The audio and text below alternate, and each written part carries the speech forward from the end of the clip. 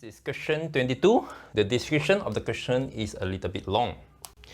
So we have altogether 11 distinct chemicals, and they are to be stored in 3 different warehouses.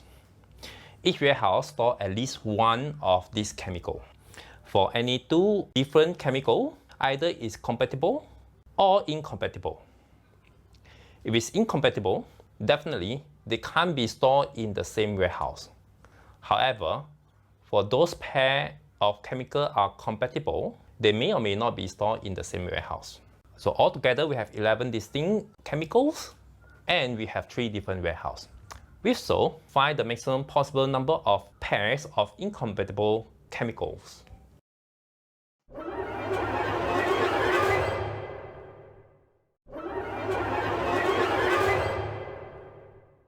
So let's say we have warehouse, 3 of them. Let's say we store some chemical here with some numbers. In order to get the maximum number of pair of incompatible chemical, if the chemicals are in the different warehouse, then they are actually incompatible. If they're incompatible, we'll join them by an H. These become a graph theory question. We want to partition 11 vertices into 3 subsets called X, Y, Z. And each of these will have at least one vertex. And H is only incident to the vertices from different subsets. So altogether, we have 11 vertices. Say the number of vertices in X is X. The number of vertices Y in Y is Y. And the number of vertices Z is Z. And we know that the sum is equal to 11. In order to get the maximum number of pairs, which means that in graph theory, what is the maximum possible number of edges can be found in this graph. So in order to get that, we hope that it is actually complete tripartite graph. It means that any 2 vertices of different subsets will be joined by an H. Since there are X vertices here, the rest will have a total of 11 minus X vertices. Each of them will join to 11 minus X of them. So the number of degree will be X multiplied with 11 minus X. Similarly, from Y, there are Y vertices of them, and each of them is of degree 11 minus Y.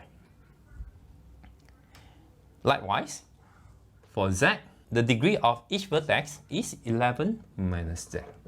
So this is the sum of degree, and this is equal to double of number of edges. So the number of edges, let's call E, will be equal to half of the total. And this means that X times 11, Y times 11, Z times 11, so it's 11 of X, Y, and Z.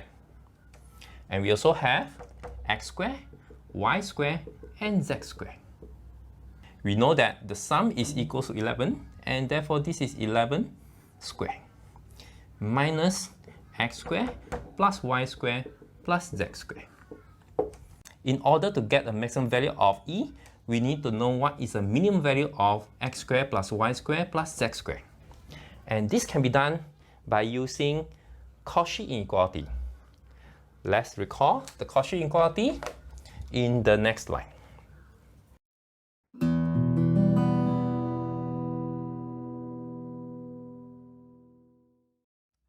So X squared plus Y squared plus Z squared multiplied with 1 plus 1 plus 1 will be greater or equal to X plus Y plus Z squared. So which means that X squared, Y squared, and Z squared will be greater or equal to 1 over 3, 11 squared. The sum is at least 1/3 of 11 squared. So this will be greater than or equal to 1 over 3, 11 squared minus 1/3 of 11 squared. So this means that this is equal to 2/3 of 11 squared. Cancel with 2, then it is 1/3 of 11 squared. 11 squared is 121, and this is 40 and 1 over 3.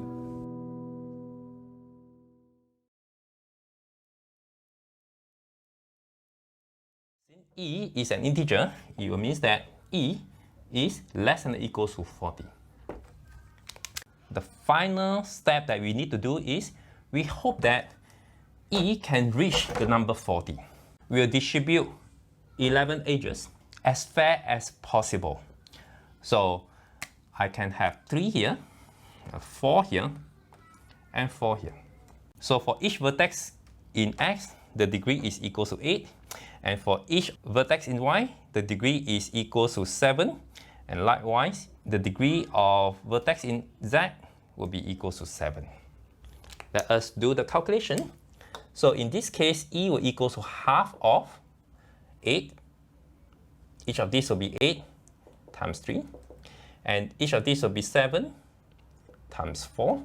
And each of these is 7 times 4.